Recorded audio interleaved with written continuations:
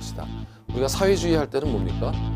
개인보다는 공동체를 우선하는 인간 생활의 개선을 목적으로 부동산 문제 등의 해결을 위한 방법을 찾는 시장은 굉장히 효율적이거든요. 근데 그 시장이 고장났어. 자동차 고장난 거랑 똑같아요. 그럼 고쳐야죠. 네. 시험과 관련된 부분을 지금부터 들어가 보시면 되겠습니다. 안녕하십니까. 자, 이번 시간은 제 26강이고요. 감정평가의 방식 중에 원가 방식과 비교 방식에 관해서 정리를 하도록 하겠습니다. 이게 좀 분량이 좀 많아요. 원가 방식에서는. 자, 먼저 흐름 보기를 보면 흐름 보기에서는 원가 방식에서 가격을 추정하는 방법은 원가법이고 그때 구한 가격을 복선 가격이라고 하며 그것은 제조달 원가에서 감가 누계액을 빼는 개념입니다. 임대료를 구하는 방법은 적산법이라고 하고 그때 구한 임료는 적산 임료고요. 기초가액에 기대율을 곱해서 필요재정비를 더한다 라는 거고, 그래서 원가 방식에서 볼 건 크게 두 가지인데 첫 번째는 제조달 원가고 두 번째는 감가 수정에 관한 내용인데, 제조달 원가에서는 복제 원가와 대치 원가가 있다는 걸 구분하셔야 하며 감가 수정에는 수정 방법을 기억하셔야 되는데 내용연수법과 기타 방법, 즉 관찰감가법, 분해법, 시장출법이 있다. 이렇게 이제 정리를 하시면 됩니다. 자, 원가법 내용에 대해서 학습 요약을 한번 해보기로 해요. 먼저 이제 제조달 원가부터 하게 되는데 가의 제조달 원가죠. 여러분 교재에는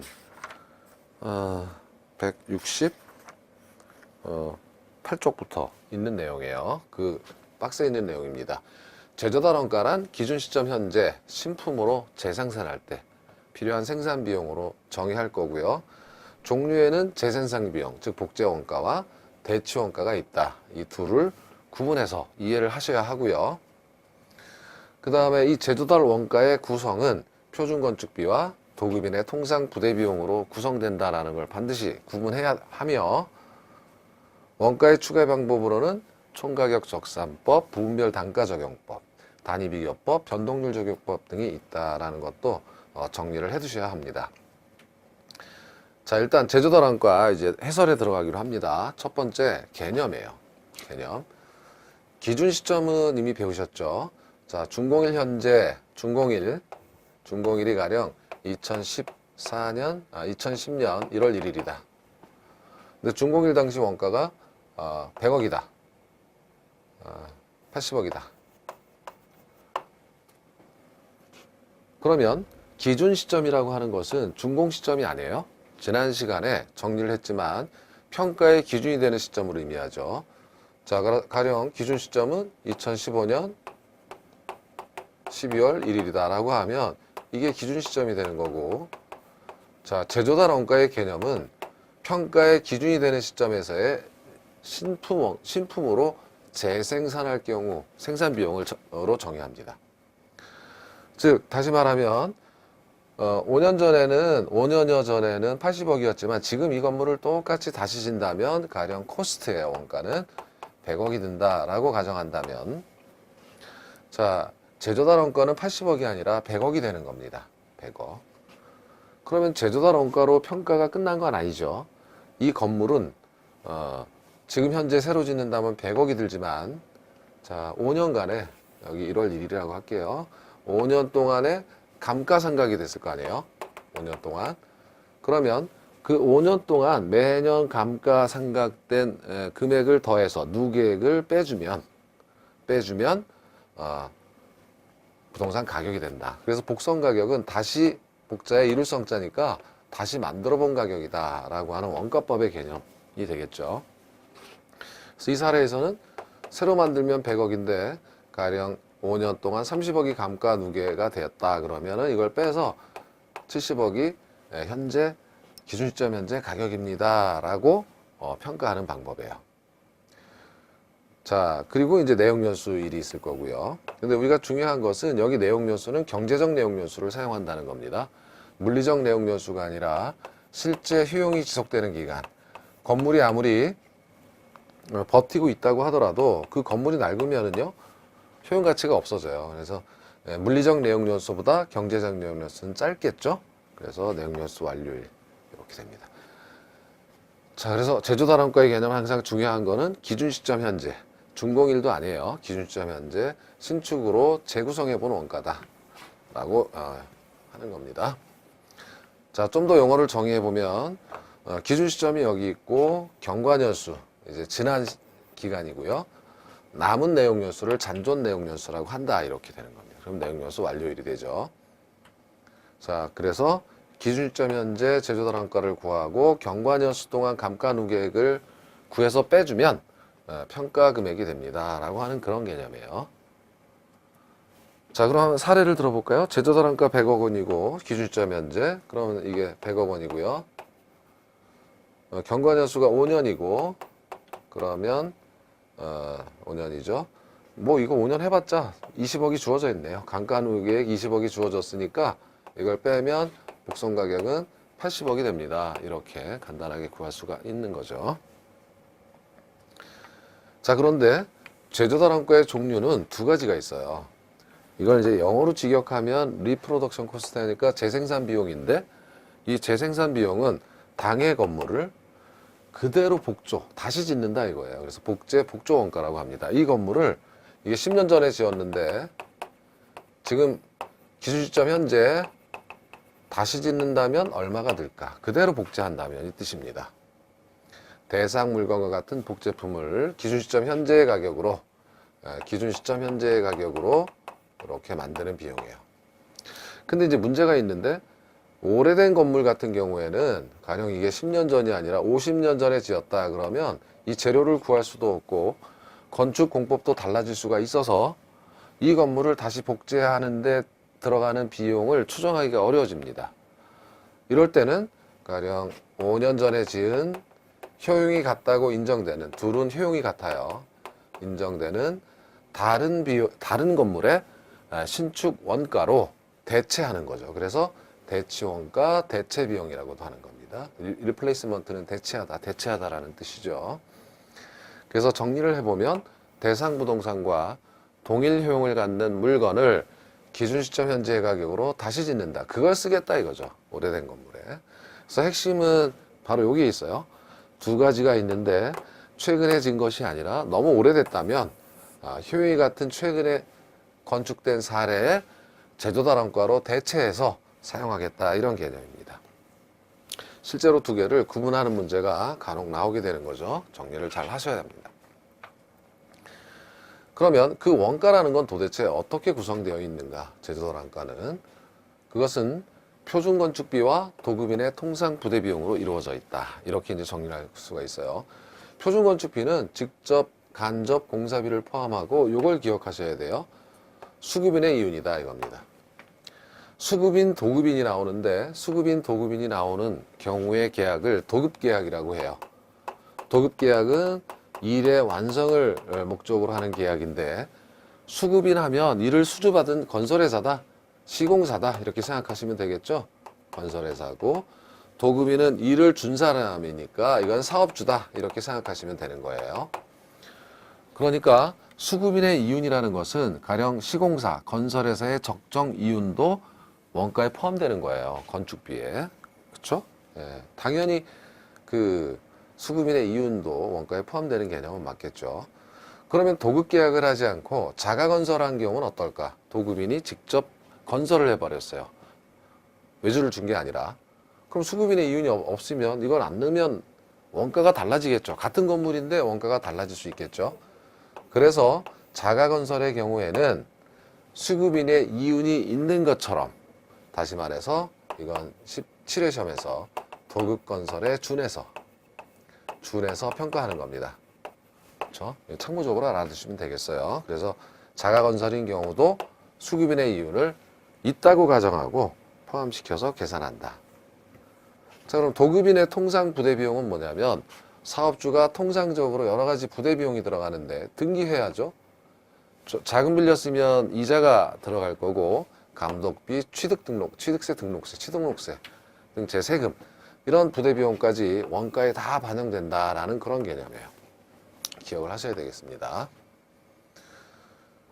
자, 그러면 이러한 원가는 어떻게 추정할 수 있는가라는 건 이제 가볍게 보시면 되겠습니다. 총가격 적산법은 일반적으로 비용의 3대 요소를 자재비, 노무비, 인건비, 그죠? 그 다음에 부대비용, 이렇게 이제 원가의 3대 요소다, 이렇게 얘기하는데, 이거를 산출해서 짓게 한다, 이겁니다. 전부 구해서 더하겠다, 이겁니다. 이런 방법이 있고, 그래서 총량주사법이라고도 하는 거고요. 두 번째는 부분별 단가 적용법인데, 가령 지붕 얼마, 벽 얼마, 바닥이에요, 이건. 바닥 얼마. 이 구성 부분을 제작 원가를 산출해서 개수를 곱해서 더하면 되겠죠. 그래서 부분별 단가 적용법 혹은 구성 단위법이라고 한다라는 거고요. 단위 비교법은 여러분께서 가장 익숙하실 거예요. 왜냐하면 아파트 얘기할 때 평당 혹은 제곱미터당 얼마 이렇게 하죠. 여기도 1m, 1m 곱하면 제곱미터. 제곱미터당 100만 원입니다. 1000만 원입니다. 그죠? 그러면 건물 전체가 100제곱미터입니다. 그러면 이렇게 곱하면 되겠죠. 1000만 원 곱하기 100 하면 되겠죠. 네. 그러면 10억이다. 뭐 이렇게 되는 거예요. 그래서 제곱미터당 얼마 이런 식으로 구하는 것. 이게 아파트 같은 경우 이렇게 한다. 가장 흔히 사용한다라는 겁니다. 이런 경우도 있어요. 변동률 적용법. 건축 비용이 명확하다 이거예요. 오래되지 않은 경우이겠죠. 가령 5년 전 건축비가 100억이었습니다. 그런데 5년 후에 5년 전이고 현재 기준 시점 현재 건축비 변동률이 20% 올랐다라고 하면 1.1을 곱해서 120억이 되겠군요. 이렇게 얘기를 하는 거예요. 그래서 변동률을 적용시켜서 건축비 변동률을 적용시켜서 시점 수정을 해주는 방법도 사용된다라는 겁니다. 자, 그래서 이제 지금까지 배우신 내용을 용어를 정리해 보기로 하죠. 170쪽에 있는 내용입니다. 복선 가격이라고 하는 표현은 일본식 용어인데 이거 다 일본식 용어예요. 다시 복자에 이룰성자 해가지고 다시 만들어 본 가격이다. 원가법에서 구한 가격인데 다시 만들었다는 의미에서 복성이라는 단어를 사용한다라는 겁니다. 그래서 현존하는 부동산을 다시 지을 때 예상하는 원가 총액에서 제조달 원가에서 감가 누계액을 공제하면 복선 가격이 된다 이런 뜻이고요. 도급인의 통상 비용이란 아까 잠깐 보셨죠. 각종 비용의 계산 시 주가 되거나 기본이 되는 비용 이외에 부수적으로 발생되는 포준건축비 이외에 이제 부대 비용들이 들어간다라는 거고요. 도급계약이란 이제 민법에서 배우시겠지만 당사자 일방이 일을 완성할 것을 약정하는 거죠. 건물을 내가 완성해 주겠습니다. 그리고 돈을 받는 거예요. 그 결과에 대해서 보수 지급을 약정하는 것. 그러니까 이것은 고용 위임하고는 다르죠. 이건 일의 완성을 목적으로 하는 계약이다. 이것이 도급계약이다. 참고적으로 보시면 되겠습니다. 그러면 이제 감가 수정 방법을 보셔야 되겠죠. 자, 항상 기본적인 공식이 어떤 거였어요? 복선 가격은 복선 가격, 즉 원가법에 의해서 구하는 복선 가격은 제조달 원가에서 경과년수 동안 감가액을 누계해서 뺀 것이다. 이런 공식이었죠. 그래서 제조달 원가는 좀 전까지 보신 거고 이제부터 보셔야 될 거는 그러면 감가상각을 어떻게 할 것인가 여기에 관한 내용이에요. 평가에서는 감가상각이라는 말 대신 감가수정이라는 용어를 사용해요. 회계학하고는 약간 다른 개념이라서 이렇게 사용하는 거고요. 그 감가 요인은 물리적, 기능적, 경제적 감가가 있고 감가수정 방법에는 내용요수법, 즉 기간을 가지고 하는 방법은 정액법, 정률법, 상환기금법이 있으며 기타 관찰감가법, 분해법, 시장추출법 등이 있다. 이렇게 이제 정리를 하게 되겠고 그리고 또 하나는 평가에서 감가상각과 이걸 감가수정이라고 한다. 회계학하고 구분하기 위해서 회계에서 감가상각이 좀 다른 점이 있어요. 그것을 구분하는 것도 시험에 종종 나오게 되니까 정리를 해 놓으셔야 되겠죠. 자, 이러한 내용들에 관해서 정리를 해설을 해보기로 합니다. 감가 요인은 세 가지가 있는데 물리적 감가하게 되면 말 그대로 노후 마멸된 정도예요. 시간이 흘러가면 여러분 자동차가 어떻게 됩니까? 자동차가 부식이 되거나 엔진이 마모되거나 하게 되겠죠. 그걸 금액으로 환산하면 물리적 감가예요. 건물도 마찬가지로 시간이 지나면 물리적 감가가 오게 되는 거니까 이걸 계산하는 거고요. 기능적 감가는 균형의 원칙 생각나십니까? 지난주에 건축 기술과 관련이 돼 있어서 가령 기술 진보로 인한 형의 구식화 이런 게 있었죠. 혹은 그 설계 불량, 과소 설비 이런 게 있었죠. 이런 것 등은 건물의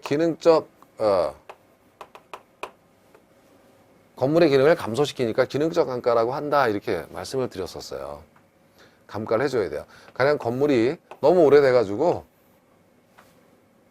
엘리베이터가 적다든지, 그렇죠?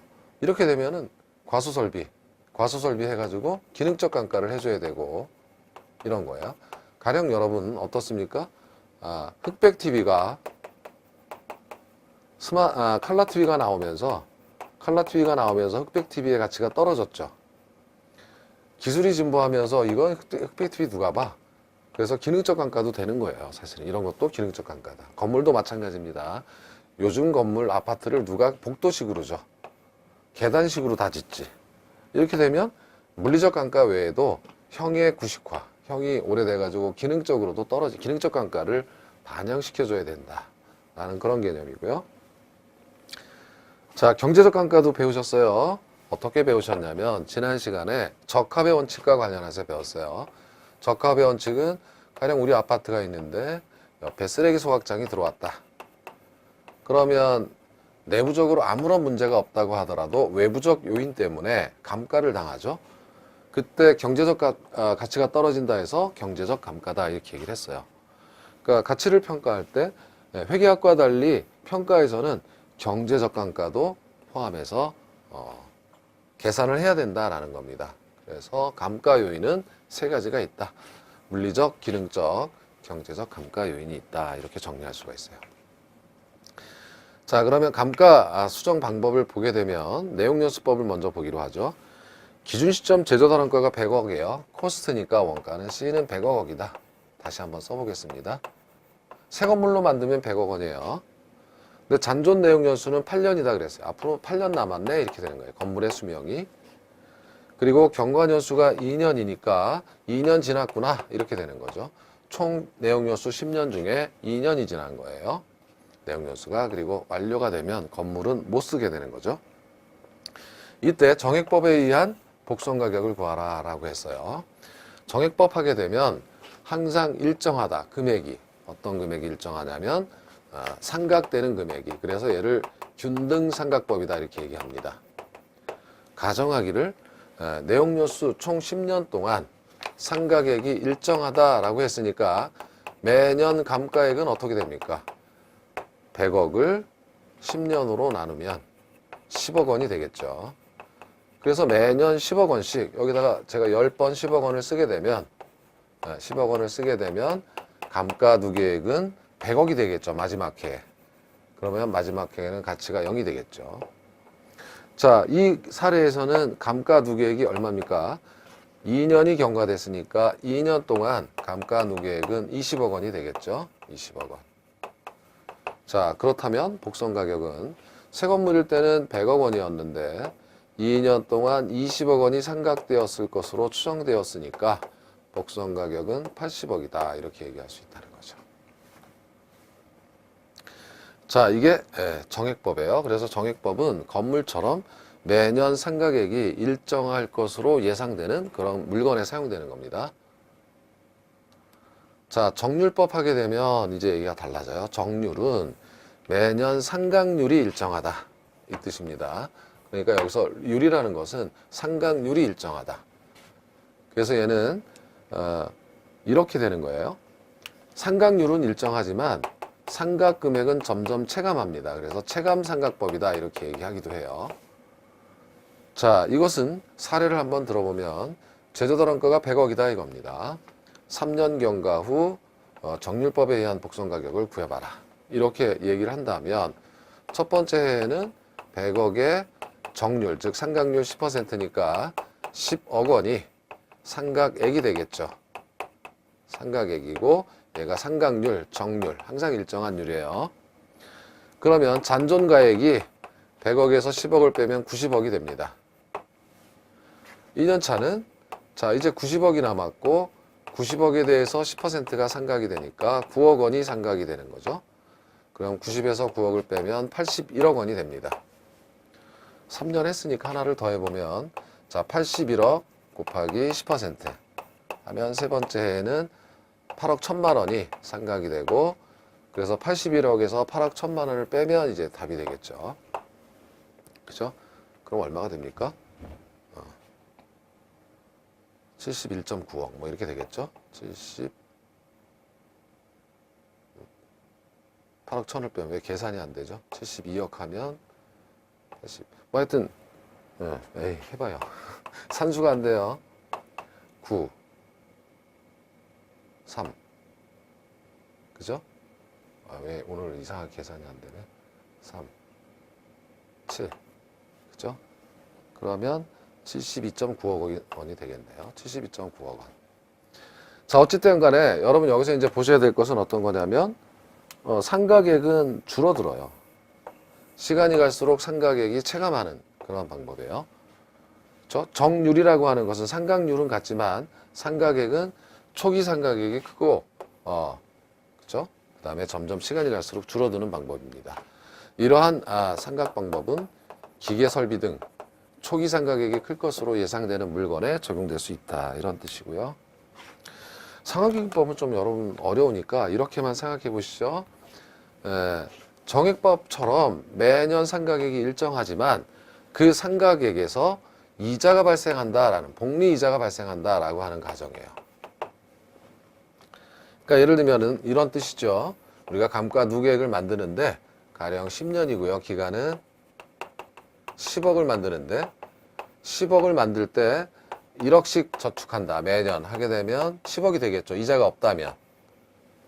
정액법은 이렇게 이자가 없는 상태에서 감가누계액을 만드는 방법이지만 상환기금법은 이 감가상각금액을 떼어내서 은행에 저축한다고 가정하면 가령 9천만 원만 넣어도 이자가 발생할 때 10억이 만들어질 수 있겠죠. 다시 말해서 매년 감가액을 은행에 갖다 넣는다라는 그런 가정을 하게 되면 이자가 발생하므로 감가상각액은 정액법에서보다 적다 이겁니다. 이러한 상환기금법은 잘 사용하진 않겠지만 광산이라든지 소모성 자산에 주로 사용될 수 있다. 뭐 이런 정도가 되겠습니다. 그래서 내용연수법에 지금은 기초입문과정이기 때문에 내용연수법의 기본적 틀 이런 것들만 감상해 보시면 되겠어요. 잊어버리셔도 됩니다. 자주 보셔야 돼요. 자, 그런데 내용연수법에는 이런 문제가 있어요. 어떤 문제가 있냐면 자, 어떤 자동차가 있는데 자동차가 두 개여야 되는데 하나만 그려놨네. 똑같은 자동차 두 개가 있어요. 얘도 2000년 모델이고 얘도 2000년 모델이니까 똑같이 16년이 지났어요. 횟수로. 그러면 이 A와 B의 자동차 가격은 같은가? 내용연수법에 의하면 같죠? 왜냐하면 예를 들어서 이 차는 탈 수 있는 기간이 20년이다. 똑같을 거고 감가상각도 똑같이 계산이 될 거예요. 근데 실제 여러분께서는 자동차 가격이 같지 않다는 걸 알고 계세요. 않을 수도 있다 이거죠. A는 관리를 정말 잘했어. 엔진 오일 잘 갈고 뭐 좀 부품도 잘 바꿔주고 B는 그냥 방치 상태다. 가치가 달라야 돼요. 이렇게. 그쵸? 그러니까 내용연수법은 이러한 문제점이 평가의 신뢰도가 문제가 될 수가 있어요. 관리 여부에 따라서는 가치가 달라야 되는데 그냥 내용연수만 적용시켜서 계산한다면 이게 문제가 있을 수 있다 이거죠. 부동산도 똑같아요. 건물 같은 경우도 관리 여부에 따라서 부동산 수명이 좌우되고 수명이 길어진다면 가치도 달라지는 거죠. 그래서 결국은 이러한 방법이 필요하다. 관찰감가법이나 분해법이 필요하다 이런 내용이에요.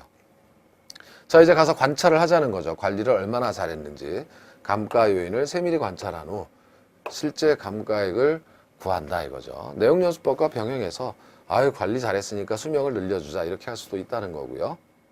분해법도 거의 비슷한 내용이에요. 뭘 분해합니까? 라고 하면 감가 요인을 물리, 기능, 경제적 감가로 나누고 치유 가능한가, 치유 불가능한가로 나누어서 구분해서 할 수 있다라는 거예요. 건물도 물론 마찬가지고 자동차뿐만 아니라 이런 정도만 보시면 되겠죠. 자, 그리고 이거는 이제 표를 다 보여드렸어요. 우리가 여태까지 한 게 뭐냐면 내용연수법에 정액, 정률, 상환기금법이 있었고 그 다음에 내용연수법을 보완하기 위해서 관찰감가법이나 분해법이 있었고요.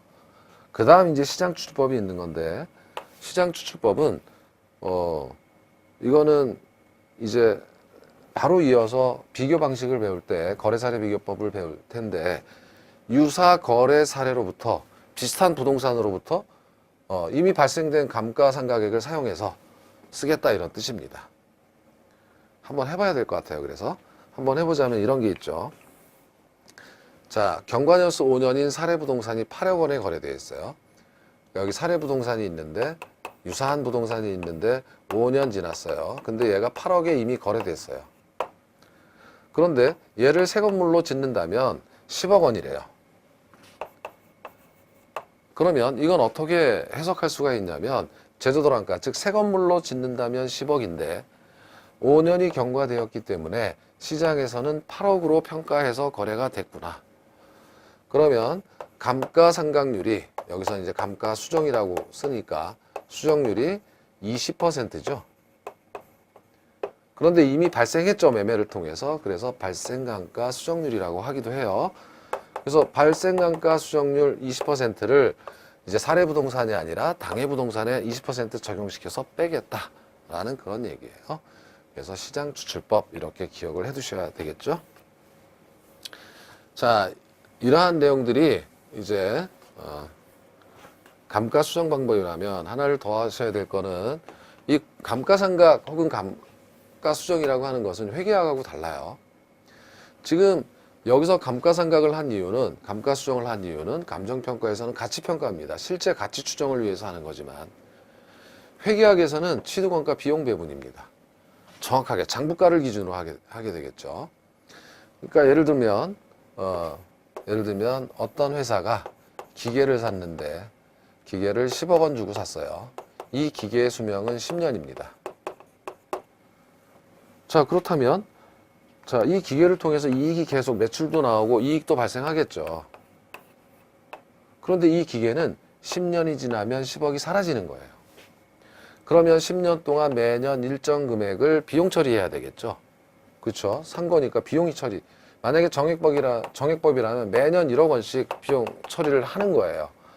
이렇게 취득원가를 비용 배분하는 것이 기업회계라면, 감정평가에서는 실제 가치를 평가하기 위해서 관찰감가법도 뭐 했고, 주변에 환경이 안 좋아지면 경제적 감가까지 했어요. 이렇게 주관적인 요소까지도 포함시켰지만 회계학에서는 절대 안 돼요. 이걸 인정할 수가 없는 거죠. 분식회계가 납니다. 그래서 경제적 감가 및 관찰감가는 회계학에서는 인정하지 않는다, 이런 뜻이에요.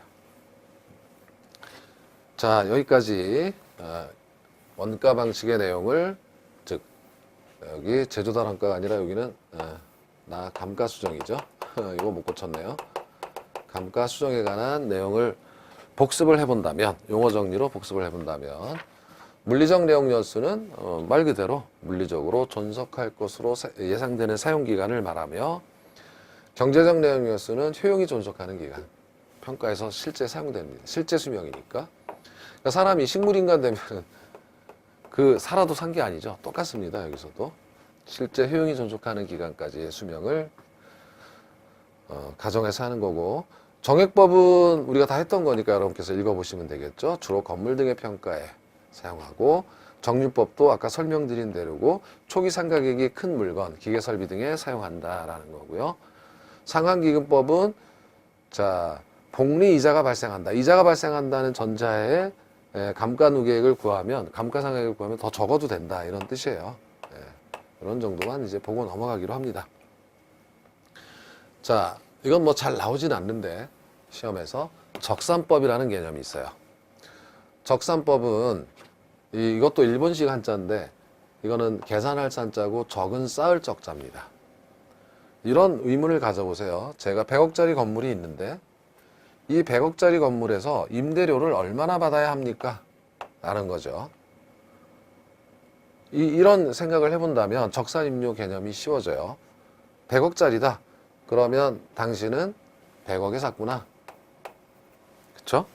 100억짜리 물건이다. 이 뜻이에요.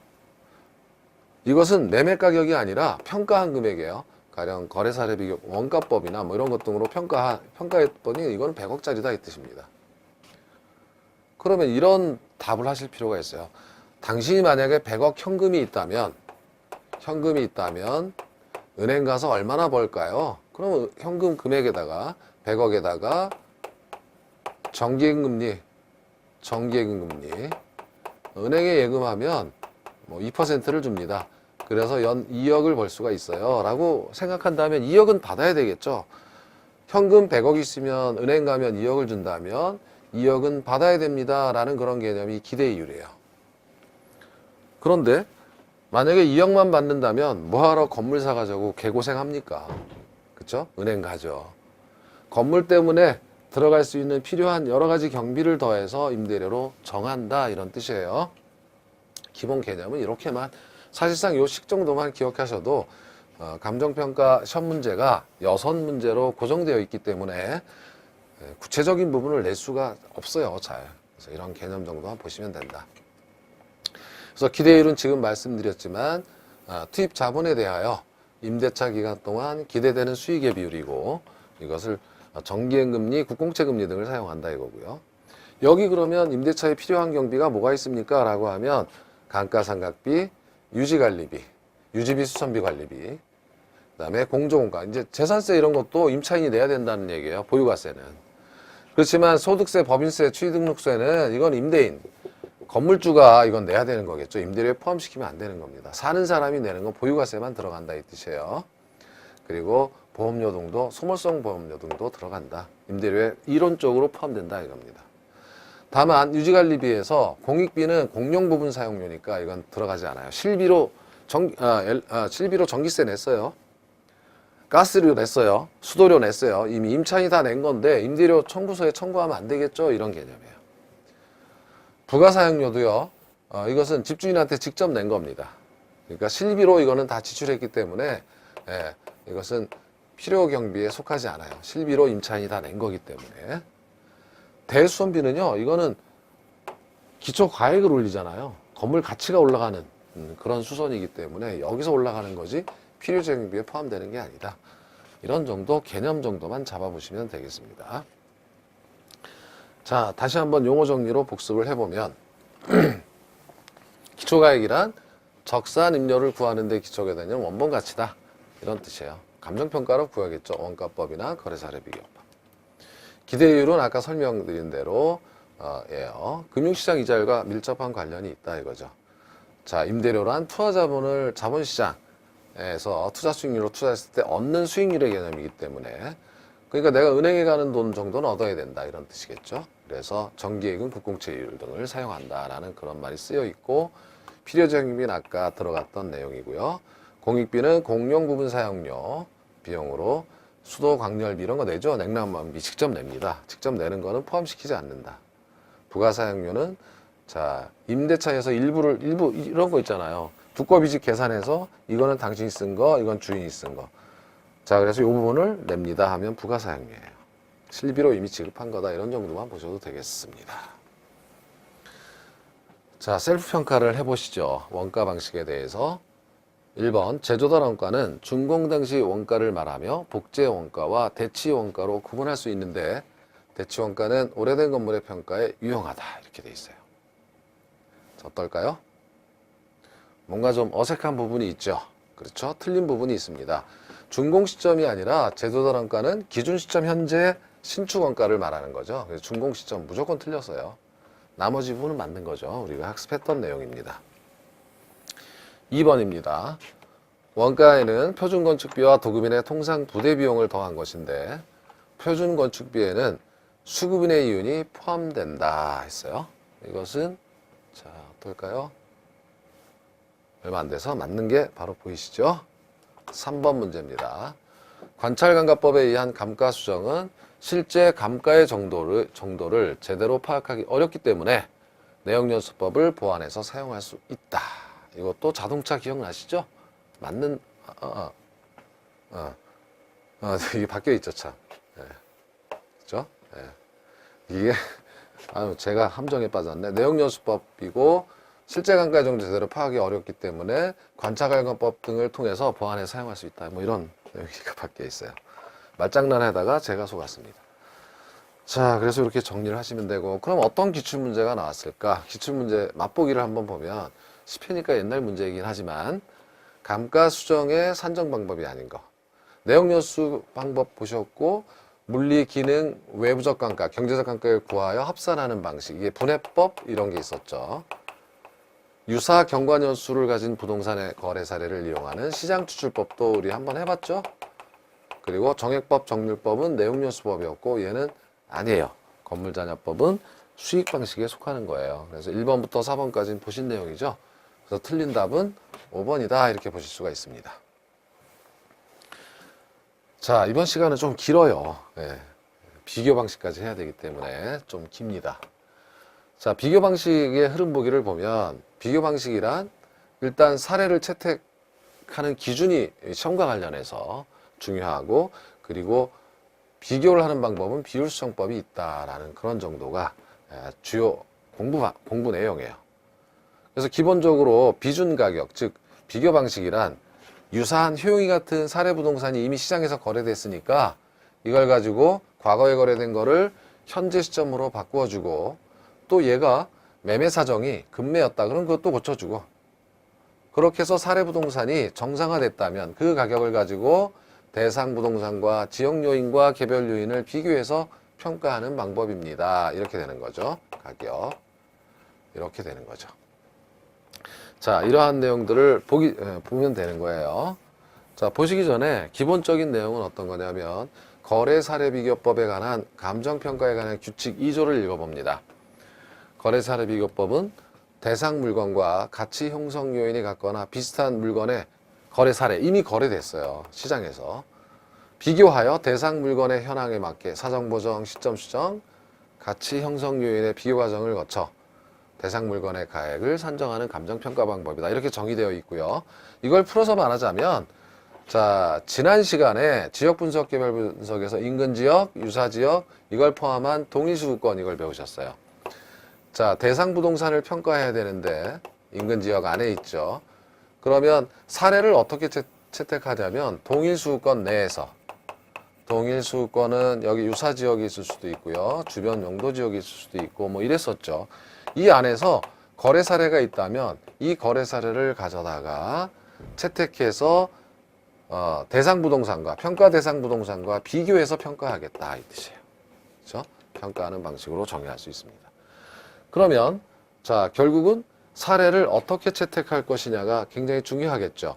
위치가 유사한 사례, 물리적 특성이 유사한 사례, 시간적 유사성, 최근에 거래된 사례, 사정 보정, 즉 거래 상황이 비정상적이라면 그걸 고쳐줄 수 있는 사례이어야 한다라는 뜻이고요. 그 다음에 그러면 자, 이렇게 사례를 채택해서 뭘 비교할 거냐라고 하면 역시 비율수정법. 여러분 이번 시간에 계산 문제는 안 해보겠지만 이번 과정에서 비교 방식이 거의 계산 문제가 시험에 나와요. 그때 비율수정법을 사용하는 거예요. 즉, 자, 사례 부동산이 유사 지역에서 100억에 거래됐다. 그러면 나도 100억에 가까울 거다. 그렇지만 지역 요인이 다르죠. 지역이 좀 달라요. 여긴 전철역이 있고 여긴 없을 수도 있어요. 그것을 퍼센티지로 비교하겠다. 이게 비율수정법이에요. 너는 전철역이 있고 너는 없으니까 10% 네가 열세 하겠네. 90%만 가격 가져가. 100억이 아니라 90억이야. 이렇게 하겠다는 얘기고, 이 하는 방법은 퍼센티지이기 때문에 100을 기준으로 뭔가를 더하고 빼준다. 뭐 이런 내용이겠고, 이게 힘들면 금액으로 바꿀 수도 있다. 얼마 우세하다, 얼마 열세하다 라고 할 수도 있다라는 거예요. 자, 사례 채택 기준 먼저 보기로 하죠. 위치의 유사성은 일단 자, 우리 동일수급권을 지난 시간에 배우셨어요. 동일수급권은 대체 가능한 부동산이 존재하는 가장 넓은 권역으로 사례 수집의 최원방권이라고 했어요. 자, 여기가 인근 지역이고 인근 지역에 평가 대상 부동산이 있습니다. 평가하는 방법은 동일수급권 내에서 거래된 사례입니다. 인근 지역이든 유사 지역이든 거래된 사례가 있다면 이걸 가지고 와서 비교하겠다 이거예요. 그래서 위치 유사성은 최소한 동일수급권 내에서 거래된 사례. 그래야 지역 요인 비교가 가능하고요. 물리적 구조, 또 유사해야만 개별 요인 비교가 가능하겠죠. 예. 하나는 목조주택인데 여기는 벽돌주택이다. 이러면 이게 안 되는 거예요. 비슷한 거를 갖다가 비교해라 이거고요. 자, 그리고 사례는 언제나 과거에 거래됐죠. 이미 매매된 건 과거입니다. 그런데 이게 10년 전에 거래 사례 이런 거 갖다가 비교하기가 어려워요. 10년이면 강산도 변하잖아요. 그래서 시점 수정이 가능하기 위해서는 즉 가령 10년 전에 거래된 사례는 지금 얼마일까 이런 거잖아요. 시점 수정이. 그렇게 하기 위해서는 최근의 사례를 채택하라 이런 뜻입니다. 그리고요. 이 사례가 급매였다. 갑자기 급하게 파는 거였다. 그럼 채택할 수 없는가? 채택할 수 있어요. 그런데 이 급매가 몇 퍼센트 급매로 팔렸는지를 알아야 된다 이 뜻이에요. 그것이 사정 보정이 가능해야 된다 이거예요. 거래 상황이 정상적으로 보정, 바꿔줄 수 있는 사례여야 한다. 그러니까 이게 어떻게 싸게 팔렸는지 비싸게 팔렸는지를 알아야 한다. 그러한 사례를 채택해야 된다라는 그런 내용이에요. 자, 이제는 가장 중요한 게 되겠죠. 중요한 것은 비율 수정법입니다. 아까도 말씀드렸지만 계산 문제에 자주 나오는 내용인데, 자, 이런 내용은 이거예요. 6개월 전에 사례 부동산이 100억 원에 이미 거래됐어요. 그러면 인근 지역에 대상 부동산이 있는데 너는 얼마니? 그러면 100억에 가까워요. 이렇게 되는 거죠. 6개월 전이기 때문에 시점 수정을 해준다. 만약에 10% 올랐어요. 6개월 만에. 그럼 110억으로 이게 바꿔주면 되는 거예요. 자, 그런데 일단 여기 지역 요인, 여기 지역 다르고 여기 지역 다르고 개별 부동산의 모양도 좀 다르겠죠. 그럴 때 비교하는 방법은 대상 부동산의 비교 요인을 분자해 놓고 사례 부동산의 비교 요인을 분모해 놓은 다음 100을 기준으로 알파 베타는 퍼센티지입니다. 이 퍼센티지를 더하거나 빼서 구한다 이런 뜻이 되는 거예요. 이건 사례를 보셔야 되겠죠. 자, 이런 사례를 봅니다. 인근 지역은 사례 지역보다 5% 열세하다 그러면 100억 곱하기, 자, 100억, 사례는 100억인데 얘보다 5% 열세하니까 95억이죠. 그걸 어떻게 계산하냐면 100에서 사례는 언급을 하지 않았기 때문에 100 그대로 있고, 대상이 인근 지역이니까 대상 부동산이 있는 지역이 5% 열세하다 했으니까 빼주는 거예요. 100에서 5를 빼면 되겠다 이거죠. 그러면 이것은 100분의 95 아닙니까? 그럼 0.95니까 95억이다 이렇게 나온다는 얘기예요. 이렇게 퍼센티지로 비교하는 방법이다. 지역 요인이고, 개별 요인도 마찬가지예요. 가령 대상 부동산은 사례 부동산보다 면적이 좀 커서 1층이 더 높아 10% 우세하다 그랬다. 그러면 100억보다 비싸겠네. 얼마나 비싼가? 10%만큼 비싸다 이거예요. 그럼 이 경우도 대상을 언급했기 때문에 분자를 고쳐주는데 100에다가 10을 더한다 이 뜻이에요. 퍼센트이기 때문에 100을 기준으로 더하거나 빼는 겁니다. 그럼 110이 되는 거니까, 자, 1.1이 되니까 110억이 되는 거죠. 100분의 110을 곱하면 1.1 곱하면 110억. 맞잖아요. 10% 우세한 결과가 나왔어요. 동시에 있다 그러면 이걸 계속 곱해준다 이런 뜻이에요. 가령, 자, 가령 이런 거죠. 이게 동시에 있는 조건이라면 100억에다가 다시 해보죠. 자, 인근 지역 요인 비교를 할 때 100분의 95입니다. 5를 빼줘서 지역 요인 비교했죠. 개별 요인 비교할 때는 100분의 110이죠. 얘는 0.959, 얘는 1.1이니까 100억에다가 0 곱하기 9 곱하기 1.1 하면 답이 되겠죠. 이렇게 하는 거라는 거예요. 이러한 방식을 곱의 방식 혹은 서로 곱한다 해서 상승식 방법이다 이렇게 얘기하기도 하는 거죠. 그런데 하나를 더 해보자 이거죠. 그래서 이제 여기서 우세는 더하고 저가는 뺀다라는 걸 확인했잖아요. 더하고 빼는 이유를. 그런데 고가 저가는 뭐냐면 이거는 사정보정입니다. 사정보정. 정상보다 고가로 거래됐다. 저가로 거래됐다 이겁니다. 가령 여기 요 사례를 해봐요. 급매로 사례 부동산이 급매로 정상보다 10% 저가에 거래됐다라는 건 어떻습니까? 이 100억 자체가 정상보다 10% 저가라는 거예요. 그럼 이건 어떻게 해주면 되냐면 사정보정을 해줄 때는 100억에다가 곱하기, 자, 얘를 곱한다 그랬죠? 사례가 지금 문제가 된 거죠. 사례가 금매로 정상보다 10% 저가로 거래됐으니까 90분의 100 이렇게 되는 거예요. 빼주는 거죠, 저가는. 90분의 100을 곱해주면 얘가 1.1111 이렇게 나가요. 그럼 111.1111 뭐 이렇게 끝까지 나가겠죠. 그러니까 다시 말해서 100억에 거래됐다는 것은 원래 정상 가격은 이건데 이 정상 가격보다 10% 저가로 거래된 게 이거라는 거예요. 100억.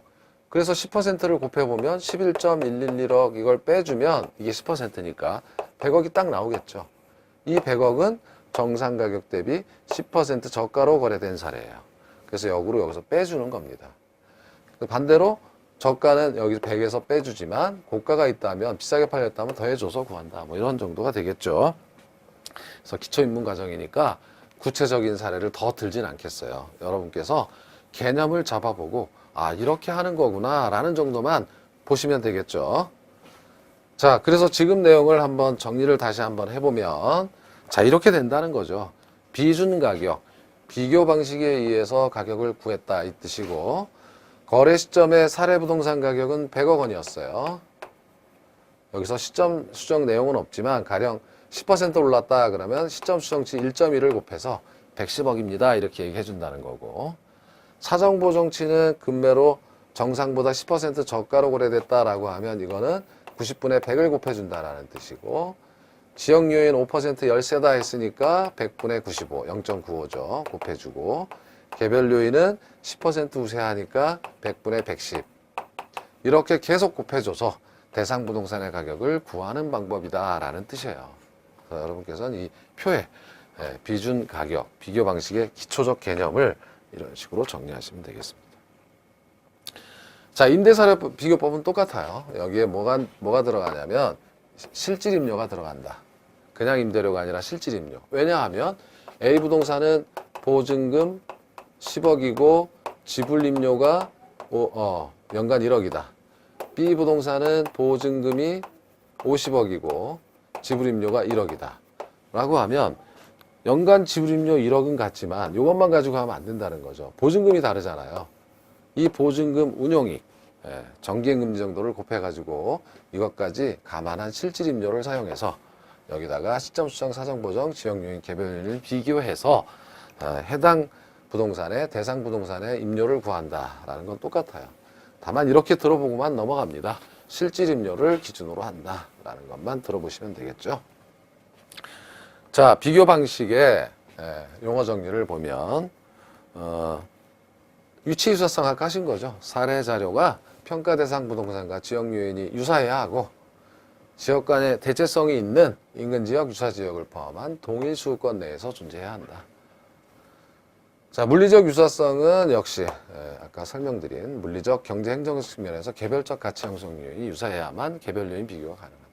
시간적 유사성, 사정 보정 가능성 이거 다 한번 읽어보시면 돼요. 제가 굳이 설명을 추가로 안 드리겠고요. 다 설명드린 내용이고 시점 수정은 이거는 자, 6개월 전에 거래된 거는 기준 시점 가격하고 다르겠죠. 그래서 이제 변동률을 적용한다든지 뭐 해서 뭐 생산자 물가 상승률을 적용한다든지 해가지고 구할 수 있다 이런 뜻입니다. 자, 사정 보정은 매매가 부동산은 당사자의 특수한 사정이나 개별적 동기가 개입될 수 있어요. 금매일 수도 있고 친인척 간의 거래일 수도 있고 가격 자체가 왜곡될 가능성이 많아서 이걸 수정해야 된다. 이걸 사정 보정이라고 한다. 지역 요인, 개별 요인은 당연히 비교해야 되고 실질 임대료는 아까 설명드린 보증금 운용이익까지도 감안해서 계산해야 된다. 이런 개념적 틀에서만 접근해 보시면 되겠어요. 자, 2번도 셀프 평가를 한번 해보시죠. 비교 방식에 1번입니다. 거래 사례 채택 기준으로는 위치 유사성, 이거 위물 시사예요. 물적 유사성, 시간적 유사성, 사정 보정 가능성 해서 맞는 겁니다. 자, 2번 문제. 대상 부동산이 사례 부동산보다 지역 요인에서 10% 우세한 경우 비율 수정법에 의한 대상 부동산의 가격은 90억이다 라고 한 내용은 자, 이것은 사례 부동산이 100억 원에 거래됐고 지역 요인이 10% 우세하다 그러면 100분의 110 1.1을 곱해야죠. 1.1을 곱하면 110억이 되는 겁니다. 틀렸죠? 90억이 아니라 110억. 그래서 비율수정법 간단한 계산을 통해서 복습을 해보셨어요. 자, 2번이었고.